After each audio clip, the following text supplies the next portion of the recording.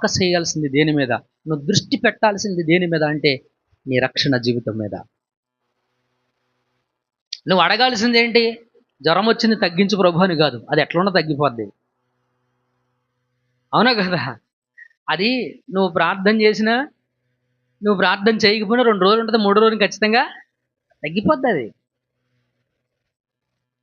అది ఇంపార్టెంట్ ఏమీ కాదు. డజంట్ మీన్ దట్, దాని అర్థం నేను మిమ్మల్ని ప్రార్థన చేయొద్దు, అవసరం లేదని నేను చెప్పటల్లా. మీ హృదయము దేవుని మీద పెట్టమని చెప్తున్నా. నా మాట మీకు అర్థమైందా? మీ హృదయము దేవుని మీద ఉంచండి, మీ మనసు దేవుని మీదకు రానివ్వండి, మారు మనసు మీదకు రానివ్వండి.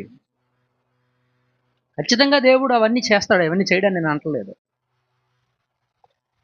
మీ విశ్వాసాన్ని నేను నిరుత్సాహపరచలేని నా ప్రధాన ఉద్దేశం కాదు.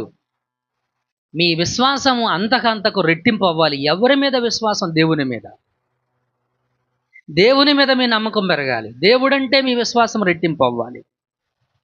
దేవుడు ఎవరు, ఆయన ఎందుకు వచ్చాడు అనేది మీకు రెట్టింపు అవ్వాలి. దేవుడు మన దగ్గర నుంచి కోరేది ఏంటి అనేది మీకు అర్థం కావాలి. మారు మనసు, దానికోసం ప్రార్థన చేయి. నీ మారు మనసు కోసం నువ్వు ప్రార్థన చేయి. నీ హృదయంలో మార్పు కోసం ప్రార్థన చేయి. అందుకు వచ్చాడు ఆయన. లోకాసువార్త 2వ అధ్యాయం 49వ వచనం. లోకాసువార్త 2:49. ఆయన, మీరు ఏల నన్ను వెతుకుచుంటిరి, నేను నా తండ్రి పనుల మీద ఉండవలనని మీరు ఎరుగురా అని వారితో చెప్పెను. ఏంటంటే అది, మీరు ఎందుకు నన్ను వెతుకుచున్నారు? నేను నా తండ్రి పని మీద ఉండవలనని మీరు ఎరుగురా అని వారితో చెప్పాను. హల్లెలూయా, దేవునికి మహిమ కలుగుగాక. దేవుని పని ఏంటి? దేవుని పని ఏంటి? కేవలం మీకు ఆరోగ్యాన్ని ఇవ్వడం దేవుని పని కాదు. అర్థమవుతుందా? ఆరోగ్యం ఇవ్వడం కాదు, అసలు మీకు అనారోగ్యానికి కారణమైన ఆ పాపం గురించి మీకు చెప్పాలి. మీలో అనారోగ్యం రావడానికి కారణం ఎవరు? పాపం. అది తెలియాలి మీకు, మూలం తెలియాలి. ఈరోజు మీరు అనుభవిస్తున్న శ్రమలకు కారణమైన మూల పాపం మీకు తెలియాలి.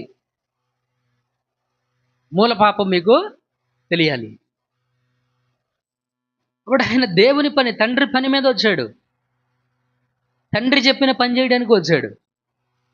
దేవుడు చెప్పిన పని చేయడానికి వచ్చాడు.